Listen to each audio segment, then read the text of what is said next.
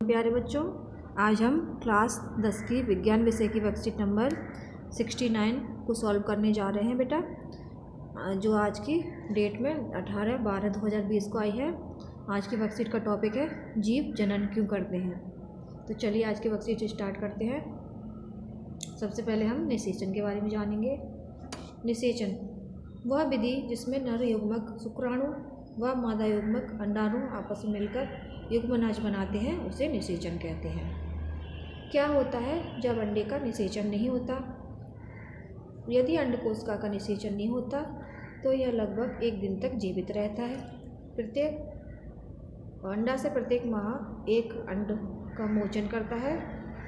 गर्भाशय की अंदरूनी दीवार मोटी व स्पंजी हो जाती है। निषेचन न होने की स्थिति में इस परत की आवश्यकता नहीं रहती है, अतः इसकी परत धीरे धीरे टूटकर योनि मार्ग से रक्त व म्यूकस के रूप में बाहर निकलती है। यह जो चक्र होता है वो लगभग 1 माह का होता है, अतः इसे ऋतुस्राव, मासिक चक्र या रोजधर्म भी कहते हैं। जनन स्वास्थ्य यह वो अवस्था है जब व्यक्ति प्रजनन के लिए शारीरिक, भावनात्मक, व्यावहारिक व सामाजिक रूप से पूर्ण रूप से स्वस्थ होता है। एक व्यक्ति के लिए बहुत महत्वपूर्ण है कि वह अपने जनन स्वास्थ्य का पूरा ख्याल रखे, पौष्टिक आहार ले व प्रजनन अंगों की स्वच्छता पर पूरा ध्यान दे। परिवार नियोजन की आवश्यकता। परिवार नियोजन न केवल माता पिता व उनकी संतान के लिए उपयोगी है, बल्कि समाज व राष्ट्र के लिए भी महत्वपूर्ण है। बच्चों के जन्म को नियंत्रित करके राष्ट्र की अर्थव्यवस्था व अन्य स्रोतों का संरक्षण किया जा सकता है। सुरक्षित यौन संबंध, HIV एड्स। बहुत से रोग ऐसे होते हैं जो यौन संपर्क के कारण फैलते हैं, जैसे कि कवक, विषाणु का संक्रमण, मस्से होना, HIV एड्स होना। HIV एड्स बहुत ही घातक बीमारी है, वह अत्यधिक संक्रामक है। यह सुरक्षित यौन संबंध से फैलता है। यदि किसी अवरोध जैसे कॉन्डोम का उपयोग किया जाता है तो वह एक साथी से दूसरे साथी तक नहीं पहुंच पाता। परिवार नियोजन के उपाय। यांत्रिक अवरोध।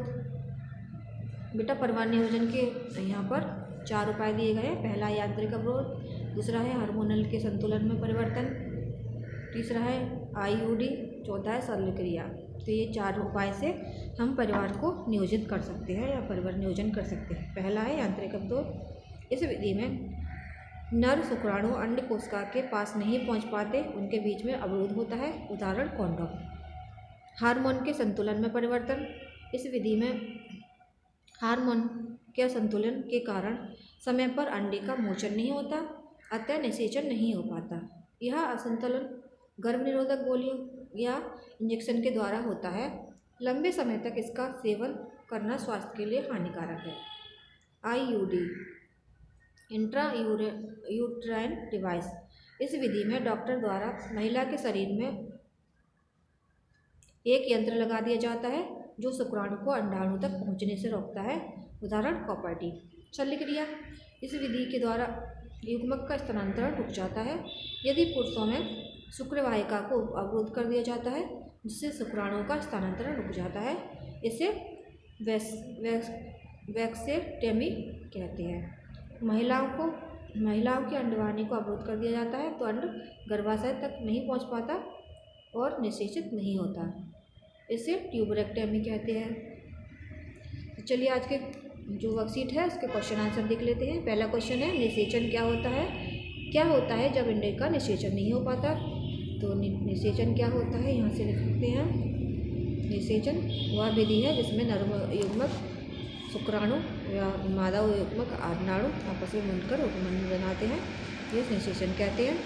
क्या होता है जब अंडे का निषेचन नहीं हो पाता? तो यहाँ से लिख लेंगे, यदि अंडकोशिका का निषेचन नहीं होता तो लगभग 1 दिन तक जीवित रहता है। अंडाशय प्रत्येक माह एक अंड का मोचन करता है। गर्भाशय के अंदर दीवार स्पंजी होती है। निषेचन होने पर की स्थिति है, इसकी आवश्यकता नहीं रहती, अतः इसकी परत धीरे धीरे रूप से बाहर निकलती है। यहाँ से यहाँ तक ये आपका आंसर नंबर 1 हो गया। ठीक है बेटा, यहाँ से लिख सकते हैं निषेचन, और ये अंडाणु का निषेचन नहीं होता तब क्या होता है। क्वेश्चन नंबर 2 है परिवार नियोजन के विभिन्न उपायों का वर्णन कीजिए। तो बेटा परिवार नियोजन के विभिन्न उपाय यहाँ से लिख लेंगे। परिवार नियोजन के उपाय: यांत्रिक अवरोध, हार्मोन के संतुलन में परिवर्तन, IUD, शल्य क्रिया। ये चारों आप लिख लोगे। ये आंसर आपका 2 हो जाएगा बेटा। ठीक है, ये हो गया, ये हो गया। रजो धर्म या मासिक धर्म कैसे कहते हैं, जिसको आप ऊपर से लिख सकते हैं यहाँ से।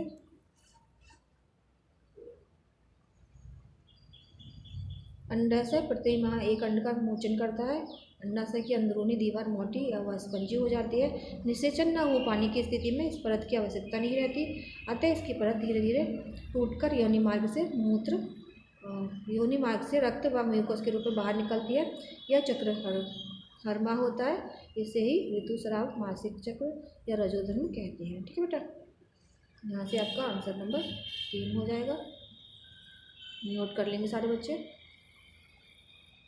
अब आपका है जनन स्वास्थ्य क्यों महत्वपूर्ण है। तो ये आपका जनन स्वास्थ्य यहाँ पर दिया गया है, इसको आंसर 4 हो जाएगा आपका।